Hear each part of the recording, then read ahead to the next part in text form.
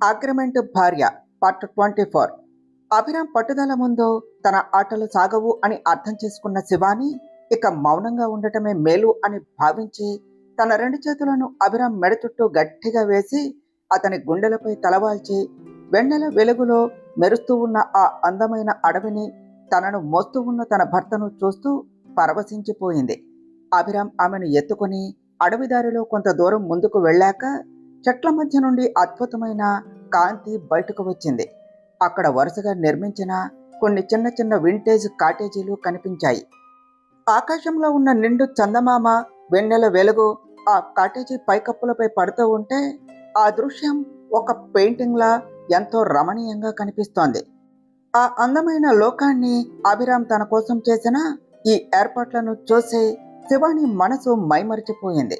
ఆమె ఎంతో మురిపెముగా అభిరాముని చూస్తూ ముఖంలో ఒక అందమైన చిరునవ్వుతో నెమ్మదిగా ముందుకు జరిగి ఊహించని విధంగా అభిరామ్ కుడిబుగ్గపై ఎంతో గాఢంగా ప్రేమగా తన పెదవులను ఉంచి ముద్దు పెట్టింది. Abhiram, I love you, I love you so much Abhiram. నా లైఫ్లోనికి వచ్చి నాకు ఇంతటి అద్భుతమైన జీవితాన్ని ఇచ్చినందుకు థ్యాంక్ యూ అన్నది తన్మయత్వంతో. అభిరామ్ ఆమె కళ్ళల్లో దాగి ఉన్న ప్రేమను చూసి మనస్ఫూర్తిగా నవ్వి ఒక విలాసవంతమైన కాటేజ్ మెయిన్ ఎంట్రన్స్ దగ్గరకు వచ్చి నెమ్మదిగా ఆమెను కిందకు దింపాడు. అభిరామ్ ఆమె కళ్ళల్లోనికి చూసి చాలా కొంటెగా, ఏమిటి మిసెస్ వర్మ, ఇప్పుడు అయితే ఇక్కడి నుండి లోపలికి నడవటానికి నీకు ఎలాంటి ప్రాబ్లము లేదు కదా, హీల్స్ నొప్పి పెట్టడం లేదు కదా అని నవ్వుతూ అడిగాడు. శివాని అప్పటికే తన రెండు చేతులను ఇంకా అభిరామ్ మెడ చుట్టూ అలాగే ఉంచి అతని కళ్ళల్లోనికి చూస్తూ, మై డియర్ హస్బెండ్ గారు, చుట్టూ వాతావరణం చాలా బాగున్నది కదా, నన్ను ఈ కాటేజ్ లోనికి కూడా ఇలాగే నీ చేతుల్లో ఎత్తుకుని వెళ్తావేమో అని ఆశగా ఎదురు చూశాను. నువ్వేమో ఇక్కడే దించేశావు అని కావాలి అనే ఆట పట్టించింది.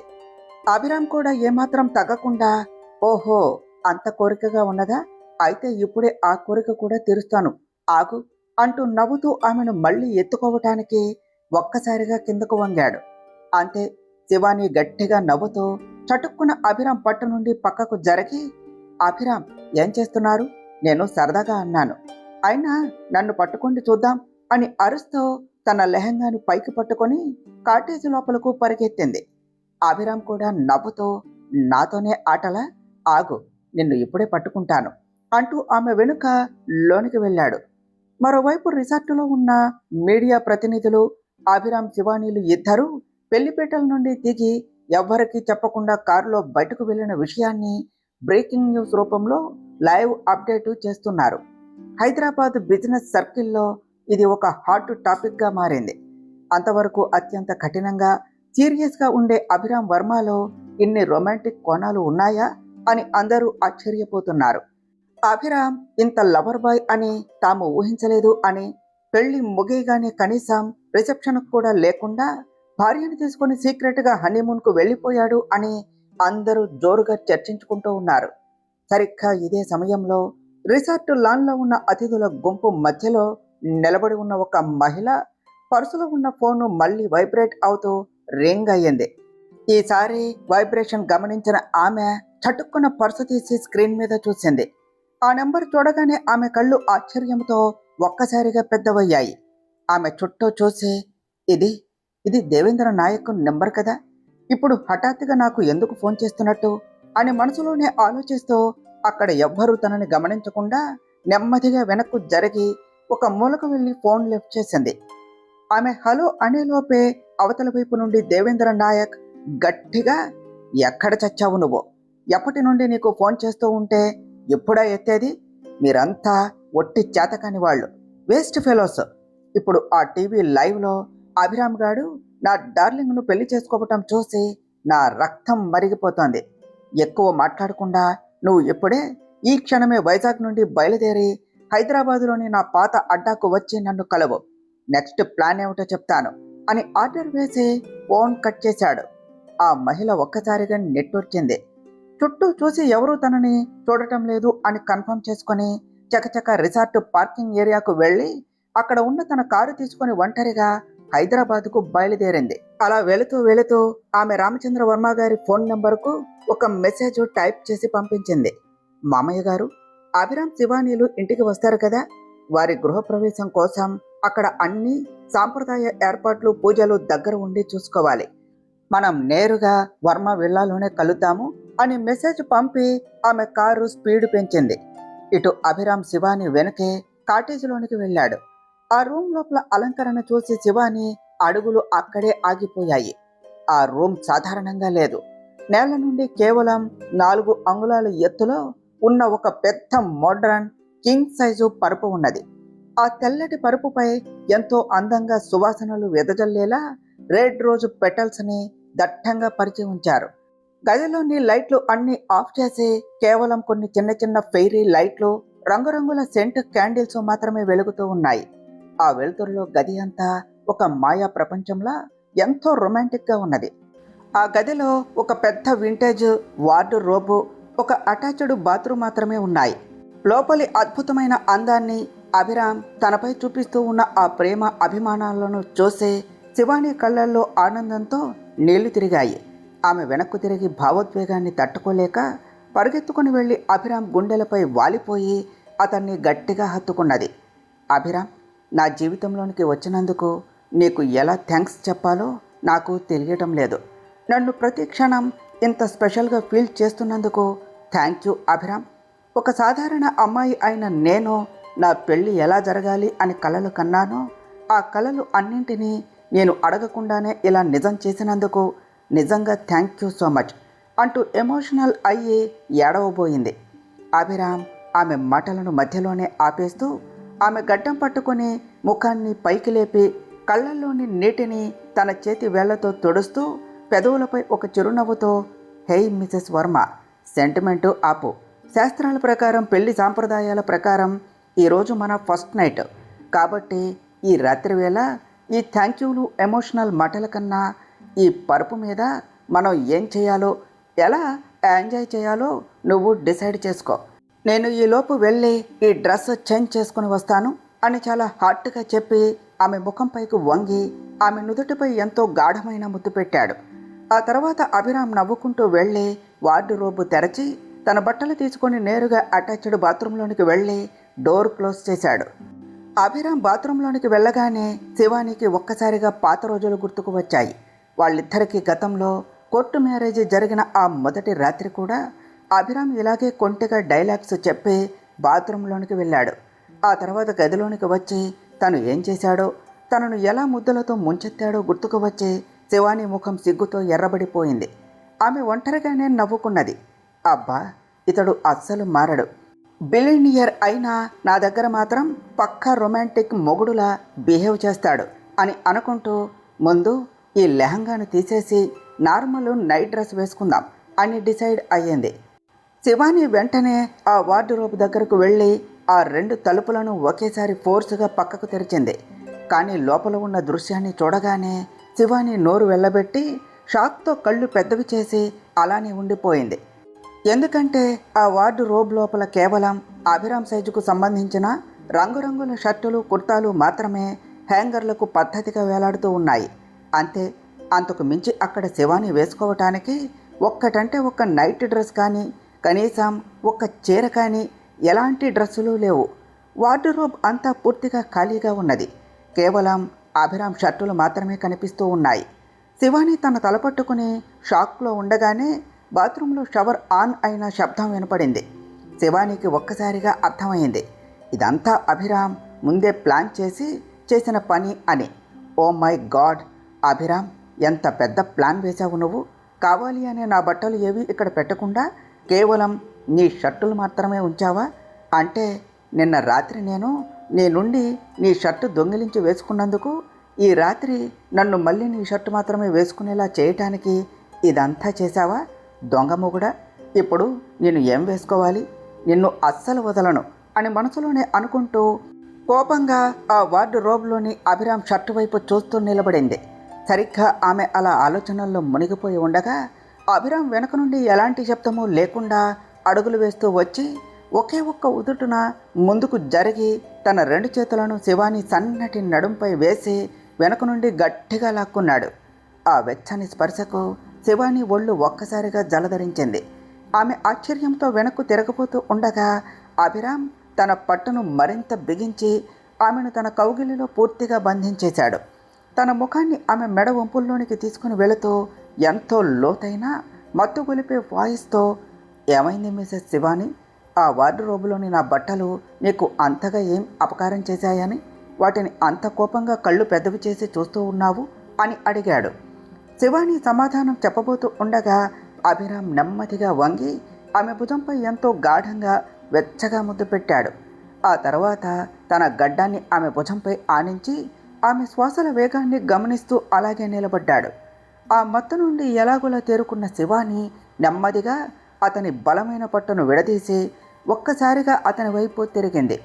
తన 2 కనుబొమ్మలు ముడేసి కోపాన్ని నటిస్తూ అతని కళ్ళల్లోనికి నేరుగా చూస్తూ, నిజానికి అభిరామ్, నేను ఈ వార్డ్రోబ్లోని బట్టలను కాదు, నిన్ను, అవును నిన్నే ఇప్పుడు నా కంటి చూపుతో నిలువునా దహించేయాలి అని అనుకుంటున్నాను అన్నది గంభీరంగా.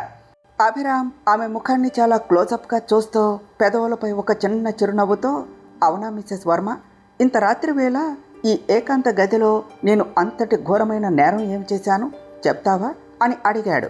ఇంకేం చెయ్యాలి, ఇక్కడ వార్డ్రోబ్ అంతా వెతికితే కేవలం నీ బట్టలే ఉన్నాయి. మరి నా బట్టలు ఎక్కడ అభిరామ్?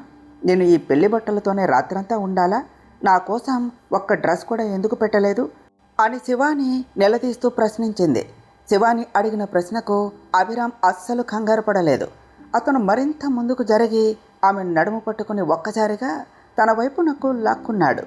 ఇద్దరి గుండెలు ఒకదానికి ఒకటి గట్టిగా తాకాయి. అభిరామ్ ఆమె కళ్ళల్లోనికి చూస్తూ, నీకు ఎప్పుడు నా షర్టులు వేసుకోవటమే ఇష్టం కదా శివాని? గతంలో కూడా నా షర్టు దొంగిలించి వేసుకున్నావు కదా. మరి ఈరోజు మన పెళ్లి రాత్రి కొత్తగా ఏమైంది? అందుకే నీకోసం నా షర్టులనే ఉంచాను అన్నాడు చాలా హాట్గా. ఆ మాట వినగానే శివాని మనసులోని కోపమంతా ఒక్క క్షణంలో కరిగిపోయింది. ఆమె ముఖంలో ఒక అందమైన సిగ్గుతో కూడిన చిరునవ్వు విరిసింది. ఆమె ఇక ఏమాత్రం ఆలస్యం చేయకుండా తన 2 చేతులను అభిరామ్ మెడ చుట్టూ వేసి తన కాలి వేళ్లపై పైకి నిలబడింది. అభిరామ్ ఆమె బరువును చాలా తేలికగా బ్యాలెన్స్ చేస్తూ ఆమె నడుము దగ్గర పట్టుకొని కొంచెం పైకి ఎత్తాడు. శివాని అభిరామ్ ముఖానికి చాలా దగ్గరగా వచ్చి అతని కళ్ళల్లోనికి చూస్తూ, అభిరామ్, నాకు నీ షర్టులు ఇష్టమే, అది నిజమే. కానీ నువ్వు ఇప్పుడు ఒంటిపై వేసుకున్న ఆ షర్టు ఇస్తే నాకు ఎలాంటి ప్రాబ్లమూ లేదు అంటూ కొంచెం ఆగి ఊహించని విధంగా అతని పెదవులపై ఎంతో ప్రేమగా ముద్దు పెట్టింది. శివాని అలా అనేసరికి అభిరామ్లో ఉన్న రొమాంటిక్ కింగ్ ఒక్కసారిగా నిద్రలేచాడు. అతను ఒక చేత్తో శివాని తల వెనుక ఉన్న ఆ పెళ్లికి వేసిన జుట్టు ముడిని నెమ్మదిగా విప్పేశాడు.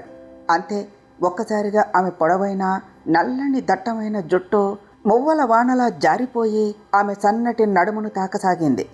అభిరామ్ తన పెదవులను శివాని మృదువైన పెదవులపై ఉంచి ఈ ప్రపంచాన్ని మర్చిపోయేలా ఎంతో గాఢంగా హృదయాలు కరిగిపోయేలా ముద్దు పెట్టుకున్నాడు. ఆ ముద్దు తాలూకు వేడిలో అభిరామ్ తన వేళ్లతో ఆమె నడుముపై నెమ్మదిగా నిమురుతూ ఆమె వేసుకున్న ఆ పెళ్లి లహంగా బ్లౌజ్ వెనుక ఉన్న దారాలను ఒక్క ఉదుటున విప్పేశాడు. ఆ స్పర్శకు శివాని ఒళ్ళు వణికిపోయింది. ఆమె పట్టు అభిరామ్ మెడపై మరింత బిగుసుకున్నది. అభిరామ్ ఏమాత్రం ఆలస్యం చేయకుండా ఆమెను అలానే తన చేతుల్లోనికి ఎత్తుకొని ఆ ఎర్ర గులాబీ రెక్కలు పరిచి ఉన్న బెడ్ వరకు తీసుకుని వెళ్ళి ఎంతో సున్నితంగా పడుకోబెట్టాడు. ఆమె ముఖంపై పడిన జుట్టు పాయలను తన చేతి వేళ్లతో పక్కకు తొలగిస్తూ అభిరామ్ ఆమెను ఎంతో ప్రేమగా చూస్తూ ఉండగా శివాని తన భర్తపై ఉన్న విపరీతమైన ప్రేమతో అతన్ని తన వైపునకు గట్టిగా లాక్కొని మళ్ళీ ముద్దు పెట్టుకున్నది. అభిరామ్ కూడా ఆమె ప్రతిస్పందనకు పూర్తిగా సహకరిస్తూ ఆ రాత్రివేళ ఆ గులాబీల పరుపుపై ఇద్దరూ గాఢమైన ప్రేమసాగరంలో మునిగిపోయారు. ఒకరిపై ఒకరు తమకు ఉన్న అంతులేని ప్రేమాభిషేకాన్ని కురిపించుకున్నారు. కొద్దిసేపటి తర్వాత ఆ శారీరక మానసిక ఏకత్వం తర్వాత ఇద్దరూ అలసిన శరీరాలతో ఒకరిని ఒకరు గట్టిగా హత్తుకొని ప్రశాంతంగా నిద్రపోయారు. ఆ రాత్రి ఆకాశంలో ఉన్న నిండు చంద్రుడు తన తెల్లటి వెన్నెల కాంతితో అడవి మధ్యలో ఉన్న ఆ కాటేజీలో ఒకటైన అభిరామ్ శివానీల పవిత్రమైన ప్రేమకు ఏకైక సాక్షిగా నిలిచాడు. వాతావరణం అంతా ఆ ప్రేమ మత్తులోనే ఊగిపోతూ ఉండగా కొద్దిసేపటి తర్వాత అకస్మాత్తుగా అభిరామ్ కళ్ళు తెరిచాడు. తన గుండెలపై తలవాల్చి తనే సర్వస్వం అన్నట్టు తనను హత్తుకొని పడుకొని ఉన్న తన భార్య శివానీని చూడగానే అతని ముఖంలో ఎనలేని తృప్తి, ఒక అందమైన చిరునవ్వు విరిశాయి. అప్పుడే పక్కనే బెడ్ కింద పడి ఉన్న తన షర్టును చూడగానే కాసేపటి క్రితం శివాని తనతో అన్న మాటలు అభిరామ్కు గుర్తుకొచ్చాయి. అతను నెమ్మదిగా బెడ్ దిగి ఆ షర్టును తీసుకొని నిద్రపోతూ ఉన్న శివానీకి ఏమాత్రం మెలకువ రాకుండా ఎంతో జాగ్రత్తగా, ప్రేమగా ఆ షర్టును ఆమెకు తొడిగాడు. ఆ లూజు షర్టులో ఆమె మరింత ముద్దుగా కనిపిస్తోంది. అభిరామ్ అలా ఆమె ముఖాన్ని కొద్దిసేపు రెప్ప వేయకుండా తదేకంగా చూస్తూ ఉండిపోయాడు. ఆమె జుట్టును నిమురుతూ నుదుటిపై ఎంతో ఆప్యాయంగా ముద్దు పెట్టి మళ్ళీ ఆమె పక్కనే పడుకున్నాడు. అభిరామ్ అలా పడుకోగానే శివాని నిద్రలోనే ఆ వెచ్చదనాన్ని గమనించి అతన్ని మరింత గట్టిగా తన 2 చేతులతో హత్తుకున్నది. అభిరామ్ ఆమె చెవి దగ్గరకు జరిగి చాలా మెల్లగా, భార్యగారు, ఓ మిసెస్ వర్మ, కాస్త నిద్రలేచి ఒక్కసారి కళ్ళు తెరువు, నీకు నేను ఒక అద్భుతమైన విషయం చూపించాలి అని అన్నాడు. శివాని ఇంకా నిద్రమత్తులోనే అంటూ అభిరామ్ను వదలకుండా మరింత గట్టిగా పట్టుకున్నది తప్ప కళ్ళు తెరవలేదు. ముందు కళ్ళు తెరిచి పైకి చూడు శివాని అని అభిరామ్ మళ్ళీ అనటంతో శివాని నెమ్మదిగా తన కళ్ళు తెరిచి చూసింది. అభిరామ్ నవ్వుతూ తన పైన ఉన్న కాటేజ్ రూఫ్ వైపు వేలితో చూపిస్తూ సైగ చేశాడు. శివాని బద్ధకంగా అటువైపు చూడగానే ఒక్క క్షణంలో ఆమె కళ్ళల్లోని నిద్ర మొత్తం ఎగిరిపోయింది. ఆమె నోరు ఆశ్చర్యంతో తెరుచుకున్నది. ఎందుకంటే ఆ కాటేజ్ పైకప్పు సాధారణ సిమెంట్తో కానీ చెక్కతో కానీ చేసినది కాదు. అది పూర్తిగా ట్రాన్స్పరెంట్ మోడ్రన్ గాజుతో చేయబడింది. దాని అవతల వైపు కారు చీకటిలో ఆకాశంలో మిలమిల మెరుస్తూ ఉన్న నక్షత్రాలు, ఆ నక్షత్రాల మధ్యలో ప్రకాశిస్తూ ఉన్న ఆ నిండు చంద్రుడు నేరుగా వీళ్ళ బెడ్ పైకే చూస్తూ ఉన్నట్లు స్పష్టంగా కనిపిస్తూ ఉన్నది. బెడ్ మీద పడుకునే ఆకాశాన్ని తాకవచ్చు అనే అంత అద్భుతంగా ఉన్నది ఆ దృశ్యం. శివాని ఆశ్చర్యంతో నమ్మలేనట్లు, అభిరామ్, అసలు ఇది నిజమేనా? మనం రాత్రి లోనికి వచ్చినప్పుడు ఇక్కడ లైటింగ్ వల్ల పైన ఏమున్నదో నేను గమనించలేదు. ఇదంతా నిజంగానే ఉన్నదా అన్నది ఆనందంతో కేకలు వేస్తూ. అభిరామ్ ఆమెను తన గుండెలకు హత్తుకుంటూ, అవును శివాని, ఇది ముమ్మాటికి నిజం. ఈ వింటేజ్ కాటేజ్ను ప్రత్యేకంగా కొత్తగా పెళ్ళైన జంటల కోసం, వాళ్ళ ఫస్ట్ నైట్ ఎక్స్పీరియన్స్ కోసం స్పెషల్గా డిజైన్ చేశారు. దీని గురించి నాకు ఈరోజే ఇక్కడి మేనేజర్ ద్వారా తెలిసింది. అందుకే నిన్ను సర్ప్రైజ్ చేయడానికి ఇక్కడికి తీసుకుని వచ్చాను. నీకు ఇది నచ్చుతుంది అని ఆశించాను అని చెప్పాడు అభిరామ్. నాకు ఇది చాలా నా జీవితంలోనే మర్చిపోలేనంతగా నచ్చింది అభిరామ్ అని శివాని కళ్ళల్లో ఆనందంతో అతని కౌగిలిలో పూర్తిగా తన తలను దాచేసుకున్నది. ఆ గాజు కప్పు కింద ఆ కొత్త జంట మళ్ళీ ఒకరిని ఒకరు హత్తుకున్నారు. ఇటు హైదరాబాదులోని ఆ గదిలో దేవేంద్ర నాయక్ కోపంతో పిచ్చిపట్టిన వాడిలా మారిపోయాడు. రూమ్లో ఉన్న వస్తువులను ఇష్టమొచ్చినట్లు విసిరి కొడుతూ ఉన్నాడు. అతను ఒక చేత్తో కర్ర సాయంతో నడవటానికి ప్రయత్నిస్తూ అటూ ఇటూ తిరుగుతూ ఉన్నాడు. తన ఒక కాలు మోకాలి వరకు లేకపోవటాన్ని చూసుకుంటుంటే అతని ముఖంలో రాక్షసత్వం తాండవిస్తోంది. అతను గోడలు బద్దలయ్యేలా అభిరామ్ మీద అరుస్తూ ఉన్నాడు. అభిరామ్ వర్మ, నువ్వు ఈరోజు నా కాళ్ళు లేకుండా చేసి నన్ను ఇలా ఒక కర్ర సాయంతో బతికేలా చేశావు కదా. కానీ పర్వాలేదు వర్మ, త్వరలోనే ఈ దేవేంద్ర నాయక్ నీ ప్రతి దెబ్బకు వడ్డీతో సహా లెక్క తెలుస్తాడు అని గర్జించాడు. అతను పక్కనే ఉన్న టేబుల్ దగ్గరకు వెళ్ళి అక్కడ ఉన్న ఒక పాత ఫైల్ను బలంగా విసిరి కొడుతూ, అభిరామ్, నీకు గతం గుర్తు లేకపోవటం వల్ల కొన్ని పాత విషయాలు, పాత శత్రుత్వాలు అస్సలు గుర్తులేవు కదా. పర్వాలేదు, ఈ దేవేంద్ర నాయకే నీకు ప్రతి ఒక్కటి గుర్తు చేస్తాడు అని ఒక సైకోలా నవ్వాడు. ఆ ఫైల్ను ఓపెన్ చేసి చూస్తూ, ఈ పగ తెచ్చుకునే ఆటను నేను మొదట నీ భార్య శివానీతోనే మొదలు పెడతాను. ఎందుకంటే నువ్వు ప్రాణంగా ప్రేమిస్తూ ఉన్న ఆ శివాని అసలు రంగు ఏమిటో నీకు తెలియాలి అభిరామ్. నీ భార్య ఎవరో కాదు, గతంలో నువ్వు నీ ప్రాణం కన్నా ఎక్కువగా ప్రేమించి ఆ తర్వాత అంతే స్థాయిలో అసహించుకొని వదిలేసిన నీ ఎక్స్ గర్ల్ ఫ్రెండ్ సొంత చెల్లెలు శరణ్య గుప్తా అని నీకు తెలియాలి. ఆ నిజం తెలిసాక నువ్వు ఏం చేస్తావో నేను చూడాలిరా అని గది దద్దరిల్లేలా అరిచాడు. దేవేంద్ర నాయక్ అలా గర్జిస్తూ ఉన్న సరిగ్గా అదే సమయంలో ఆ గది తలుపులు తెరుచుకున్నాయి. వైజాగ్ పెళ్లి మండపాన్ని వదిలేసి దేవేంద్ర నాయక్ పిలుపు మేరకు హైదరాబాద్కు కారులో ప్రయాణమై వచ్చిన ఆ వర్మ విల్లా ఇన్సైడర్ మహిళ లోనికి అడుగుపెట్టింది. ఆమెను చూడగానే అక్కడ ఉన్న గాలి కూడా స్తంభించిపోయింది. ఎందుకంటే ఆమె మరి ఎవరో కాదు, సాక్షాత్ అభిరాము కన్న తల్లి అయిన విజయ గారు. విజయ గారు గదిలోనికి వస్తూనే ఎదురుగా ఒక చేత్తో కర్ర పట్టుకొని ఒక కాలు లేకుండా నిలబడి ఉన్న దేవేంద్ర నాయక్ను చూసి తీవ్రమైన షాక్కు గురైంది. దేవేంద్ర నాయక్, మీ మీ కాలు ఏమైనది అని ఆమె గట్టిగా అరిచింది. ఆమె కేక వినగానే దేవేంద్ర నాయక్ ముఖంలోని కోపం నశాలానికి అంటింది. అతను తన చేతిలోని కర్రను పక్కకు పడేసి అత్యంత వేగంగా విజయ గారి వైపు దూసుకునొచ్చాడు. ఆమె స్పందించేలోపే ఒక్కసారిగా ఆమె గొంతును తన బలమైన చేత్తో గట్టిగా నొక్కి పట్టుకొని మరో చేత్తో ఆమె ముఖంపై లాగిపెట్టి బలంగా ఒక చెంపదెబ్బ కొట్టాడు. ఆ దెబ్బ తీవ్రతకు విజయ వెనక్కు పడబోయింది. దేవేంద్ర నాయక్ ఆమెను వదలకుండా గొంతు పట్టుకొని గాల్లోనికి లేపుతూ, నోరు మూయి విజయ, 45 ఏళ్ల క్రితం నేను ప్లాన్ వేసి నిన్ను ఆ వర్మ కుటుంబంలోనికి కోడలుగా పంపించింది అక్కడ రఘువీర వర్మ భార్యగా ఆ ఇంటి మహారాణిలా సుఖపడటానికి కాదు, వర్మ వంశాన్ని లోపల ఉండి నాశనం చేయడానికి పంపించాను. ఎవరికి ఏ ఒక్కరికి నీ మీద అనుమానం రాకుండా ఉండటం కోసమే నేను ఆ ఇంట్లో ఉన్న సుమతి బలహీనతను, ఆమెకు ఉన్న డబ్బు పిచ్చిని వాడుకొని ఆమెను నా చేతిలో ఒక పావుగా మార్చాను. ఒకవేళ వర్మ ఇంట్లో ఎవరికైనా అనుమానం వస్తే ఆ సుమతి మీదకు వెళ్ళాలి, కానీ నా సొంత మనిషైనా నీ మీదకు రాకూడదు అని నేను ఇన్ని డ్రామాలు ఆడాను. కానీ నువ్వు నీ అసలు లక్ష్యం నా 45 ఏళ్ల పగను పూర్తిగా మర్చిపోయి నీ కన్న కొడుకు అభిరామ్కు ఆ శివానికి దగ్గర ఉండి పెళ్లి చేయటంలో అంతలా మునిగిపోయావా విజయ? నన్నే మోసం చేస్తావా అని ఊగిపోయాడు. దేవేంద్ర నాయక్ కొట్టిన ఆ దెబ్బకు విజయగారి ఎడమ చెంప మొత్తం ఎర్రగా కందిపోయింది. ఆమె తీవ్రమైన నొప్పితో బాధపడటంతో వణికిపోతూ తన చెంపపై చేయి వేసుకొని దీనంగా, దేవేంద్ర నాయక్, నన్ను నమ్మండి, నేను మిమ్మల్ని అస్సలు మర్చిపోలేదు. గత కొన్ని రోజులుగా మీ దగ్గర నుండి నాకు ఎలాంటి సమాచారము, ఫోన్ కాల్స్ అందకపోవటంతో మీరు హైదరాబాదులో అభిరామ్కు తెలియకుండా ఏదో పెద్ద ప్లాన్లో బిజీగా ఉన్నారు అని అనుకున్నాను. నేను మీకు ఇన్ఫర్మేషన్ ఇవ్వటానికి రోజు 100 సార్లు ట్రై చేశాను, కానీ మీ ఫోన్ నెంబరు ఎప్పుడూ స్విచ్ ఆఫ్ అనే వచ్చేది. దేవేంద్ర నాయక్, మరి మీ ఫోనే కలవనప్పుడు నేను వైజాగ్లో జరుగుతున్న అభిరామ్ శివానీల పెళ్లి విషయం మీకు ఎలా చెప్పాలి? నేను ఏం చెయ్యాలి చెప్పండి అని అన్నది. దేవేంద్ర నాయక్ కోపంతో రగిలిపోతూ ఉన్నాడు. అతను వేసే ప్రతి ప్లాన్ను అభిరామ్ ముందే పచ్చిగట్టి తుడిచేస్తూ ఉంటే అతని తలకెక్కిన పొగరు పూర్తిగా దెబ్బతింటోంది. దేవేంద్ర నాయక్కు జీవితంలో ఒకే ఒక్క టార్గెట్ ఉన్నది, ఎలాగైనా వర్మ ఫ్యామిలీని రోడ్డున పడేయటం. ఒకప్పుడు అతను అనుకున్నది సాధించాడు కూడా.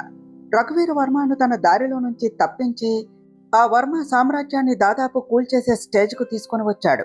కానీ సరిగ్గా అప్పుడే అభిరామ్ కేవలం 23 ఏళ్ల చిన్న వయసులోనే వర్మ బిజినెస్ సామ్రాజ్యాన్ని తన చేతుల్లోనికి తీసుకున్నాడు. తన రక్తాన్ని చెమటగా మార్చి రాత్రింబవళ్ళు 4 ఏళ్ల పాటు కష్టపడి పడిపోయిన ఆ సామ్రాజ్యాన్ని మళ్లీ నిలబెట్టడమే కాకుండా ఇంటర్నేషనల్ లెవెల్కు తీసుకుని వెళ్ళాడు. ఇది చూసిన దేవేంద్ర నాయక్కు పాత పగ మళ్లీ నరాల్లో మంటలు రేపింది. అసలు దేవేంద్ర నాయక్ ఆ కుటుంబం మీద ఇంతలా పగ పెంచుకోవటానికి ఒక బలమైన ఫ్లాష్ బ్యాక్ ఉన్నది. ఒకప్పుడు అతను డ్రగ్స్, మహిళల అక్రమ రవాణా లాంటి దందాలు చేస్తూ పోలీసులకు దొరికిపోయాడు. ఆ టైంలో రామచంద్ర వర్మ గారిని సాయం చేయమని అడిగితే రామచంద్ర వర్మ అస్సలు కనికరించలేదు. దానితో దేవేంద్ర నాయక్కు కోర్టులో జీవిత ఖైదు శిక్ష పడింది. అతను చేసిన పాపాల వల్ల అతని భార్య అతన్ని అసహించుకోవటం మొదలుపెట్టింది.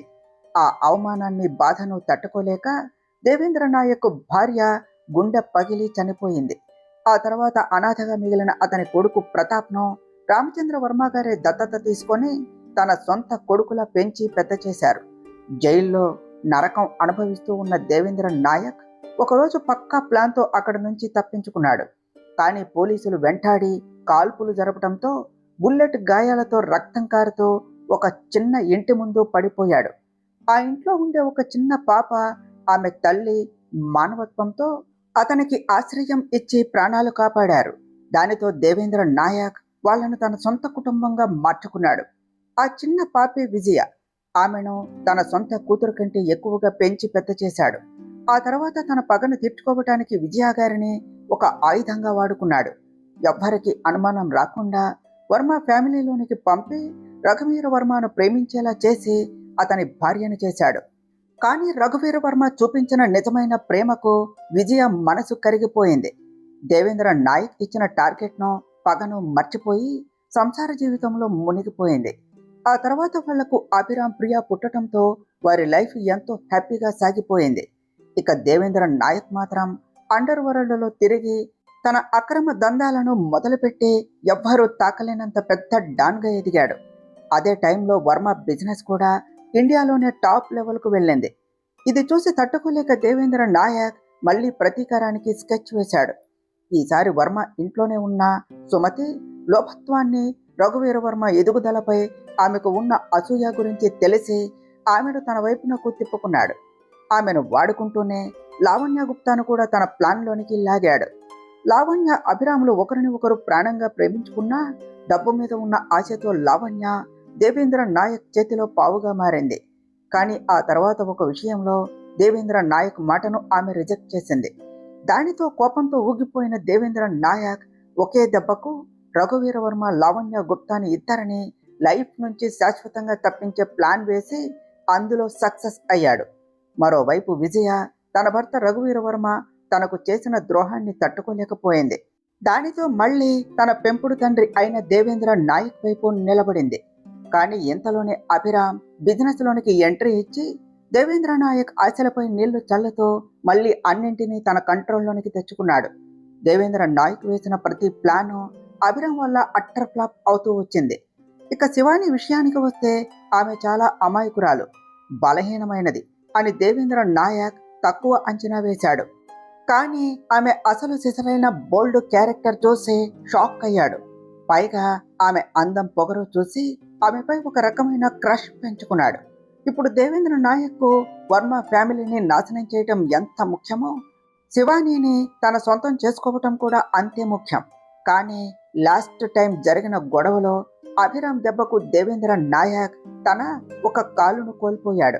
అంతటితో ఆగకుండా అభిరామ్ శివానీని అందరి ముందు మ్యారేజ్ చేసుకొని ఇంటికి తీసుకుని వచ్చాడు.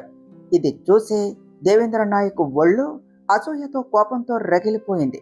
ఇప్పుడు అతని మైండ్లో ఉన్న ఫస్ట్ ప్లాన్ ఎలాగైనా అభిరామ్ శివానీలను విడతీయటం. దానికోసం ఒక మైండ్ బ్లోయింగ్ స్కెచ్ రెడీ చేశాడు. దేవేంద్ర నాయక్ ప్లాన్ విన్నాక విజయ ముఖంలో ఒకలాంటి టెన్షన్ కనిపించింది. ఆమె దేవేంద్ర నాయక్ వైపు చూస్తూ, నాన్న, ఆ శివానీని మీరు ఏమి చేసినా నాకు అనవసరం. ఆమెను ఏమైనా చెయ్యండి. కానీ నా అభిరామ్కు మాత్రం ఎలాంటి హాని జరగకూడదు. వాడి ప్రాణాలకు ఎలాంటి ప్రమాదము రాకూడదు అన్నది.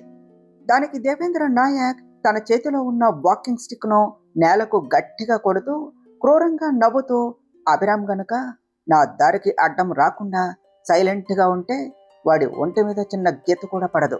కానీ వాడు గనుక అతి తెలివి ఉపయోగించి నా ప్లాన్ మధ్యలోనికి వస్తే ఆ తర్వాత ఏమి జరుగుతుందో, వాడు ప్రాణాలతో ఉంటాడో లేదో నాకే తెలియదు. అది పూర్తిగా వాడి చేతుల్లోనే ఉన్నది అన్నాడు.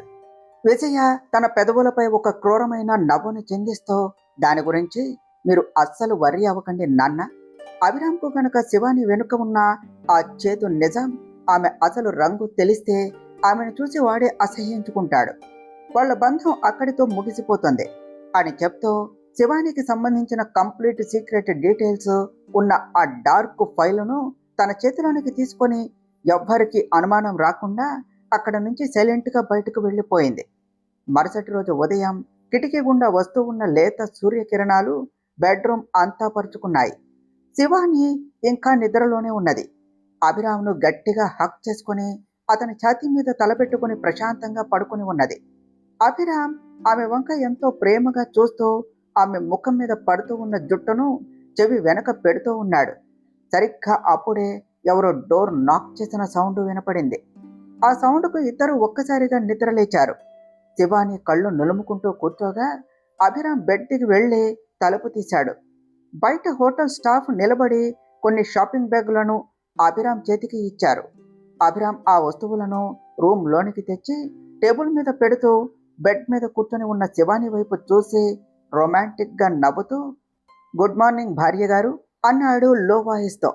శివాని సిగ్గుపడుతూ ముఖాన్ని చేతులతో దాచుకుంటూ, గుడ్ మార్నింగ్ మొగుడు గారు అన్నది నవ్వుతూ. త్వరగా రెడీ అవ్వు శివాని, మనం ఇప్పుడే కారులో హైదరాబాద్కు బయలుదేరాలి. అక్కడ ఆఫీసులో నాకు ఒక మోస్ట్ ఇంపార్టెంట్ క్లయింట్ మీటింగ్ ఉన్నది అని అన్నాడు అభిరామ్ తన వాచ్ చూసుకుంటూ. శివాని తన పాత బట్టల వైపు చూస్తూ కాస్త ఇబ్బందిగా మొహం పెడుతూ, కానీ అభిరామ్, నా దగ్గర మార్చుకోవటానికి వేరే డ్రెస్సులు లేవు కదా, ఇప్పుడు ఏం వేసుకోవాలి అని అన్నది. అభిరామ్ ఇందాక స్టాఫ్ తెచ్చిన ఒక షాపింగ్ బ్యాగ్ను చూపిస్తూ, దాని గురించి నేను ముందే ప్లాన్ చేశాను, అందులో నీకు నచ్చిన డ్రెస్సులు ఉన్నాయి, వెళ్ళి చూడు అన్నాడు నవ్వుతూ. శివాని ఆ బ్యాగ్ ఓపెన్ చేసి చూసే హ్యాపీగా ఫీల్ అయ్యింది. దాదాపు 8 గంటల లాంగ్ జర్నీ తర్వాత వాళ్ళ కారు హైదరాబాదులో మెరిసిపోతూ ఉన్న వర్మ విల్లా మెయిన్ గేట్ దాటుకుని లోనికి వచ్చి ఆగింది. కారు డోర్ తీసి ఇద్దరు లోనికి అడుగు పెట్టారు. హాల్లో హారతి పళ్ళెంతో నిలబడిన విజయ ఎంతో ప్రేమ నటిస్తూ వాళ్లకు దిష్టి తీసి ఇంట్లోనికి వెల్కమ్ చెప్పింది. ఒక అత్తగా చేయవలసిన ఫార్మాలిటీస్ అన్నీ పూర్తి చేసింది. కానీ అభిరామ్కు ఆఫీసులో చాలా అర్జెంట్ వర్క్ ఉండటంతో కనీసం కాఫీ కూడా తాగకుండా, శివాని నువ్వు రెస్ట్ తీసుకో, నేను ఆఫీస్ పని ముగించుకొని త్వరగా వచ్చేస్తాను అని చెప్పి వెంటనే కారు తీసుకొని ఆఫీస్కు వెళ్ళిపోయాడు.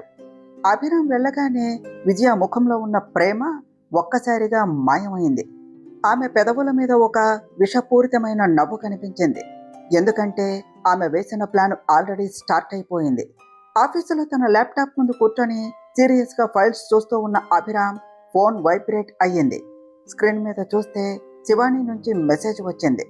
మిస్సింగ్ యూ అని ఒక లవ్ ఎమోజీ ఉన్నది. ఆ మెసేజ్ చూడగానే అభిరామ్ ముఖంలో ఉన్న అలసట అంతా మాయమై ఒక చిన్న చిరునవ్వు వచ్చింది.